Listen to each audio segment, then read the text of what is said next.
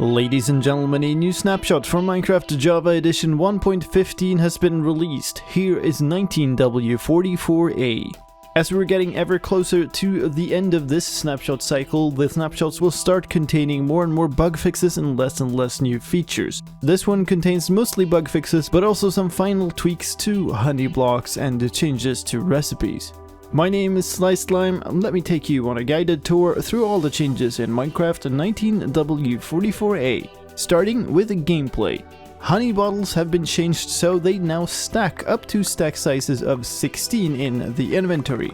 A new recipe has also been added to this version for turning honey blocks back into honey bottles. That is done by putting 1 honey block and 4 glass bottles separately into a crafting table, which turns them back into 4 honey bottles. A change to how recipes unlock have been done as well. Blocks and items that consist of another block or item compacted in a square now unlock when you get your first piece of that item, not when you get all of them. For instance, this means that you no longer need to get 9 eyes in order to unlock the recipe for packed eyes. And the same goes for packed eyes into blue eyes, bone meal into bone blocks, wheat into hay bales, and dried kelp into dried kelp blocks. It also applies for turning items into blocks of coal, diamond, emerald, gold, iron, lapis, slime, and redstone. And finally, it also applies for making ingots of gold and iron from nuggets. When you throw out items directly from the creative inventory, their despawn timer used to be set to 1 minute rather than 5. That has been changed in this version. Creative inventory drops now also despawn after 5 minutes. Gameplay bug fixes as well in this version. The last use of a shear will now correctly drop the item if you're using them on 1 block high blocks. Fences or walls will no longer connect to a closed shulker box, and trees no longer require much more free space around them to grow than they did in previous versions. And the bug with triggering elytra that was introduced in the previous snapshot has been fixed. When you double tap space to stop flying in creative mode, that will no longer trigger elytra to deploy. A change to a mob in this version. Parrots will no longer imitate neutral mobs like wolves, polar bears, pandas, or zombie pigmen. Some visual bug fixes in this version. A whole lot of fixes have been done to biome affected items not being colored correctly when you held them in your hand. That goes for the top and side textures of grass blocks and leaves, as well as potions and water bottles, as well as edges of spawn eggs. When you move up and down, the cloud layer will no longer move with you. Bunch of fixes for things that looked weird when getting picked up, that include items and experience orbs as they are sliding into your player model.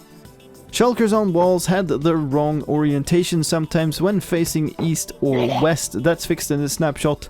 And the rendering was very strange for some blocks when they were held by a witch. Finally, evoker fangs were rendered far too large. Some technical fixes in this version as well.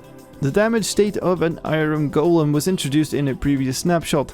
That was based on fixed values for health, which didn't work properly if you reduced the iron golem's max health. That has been changed so the damage progress is now based on a ratio of current health to max health. There was a problem where missing predicates would return true or false rather than failing. That has been fixed in this version.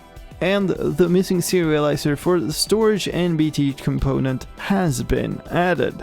Finally, in the realm of performance and stability, a problem with threading has been fixed that could cause some rare crashes, and performance has been improved, especially relating to chunk saving and the performance of colliding particles moving vertically.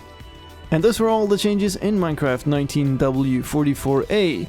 Remember, if you want to try this, that snapshots are less stable and can cause problems. And if you upgrade a world to a snapshot, you can never downgrade that world back to another version again. So if you want to try this version, do so on a test world or on a backup of your world.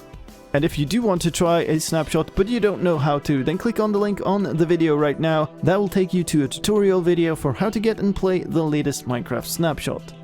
And that was all from me for this time. My name is slicedlime. I hope you enjoyed this update video, and if you did, please help me out in return, leave a like and share it with your friends. If you want to stay up to date with all the latest Minecraft news, then please subscribe to my channel where I do update videos for every new snapshot, pre-release or release of Minecraft. Thank you for watching, have a great day, See you next time.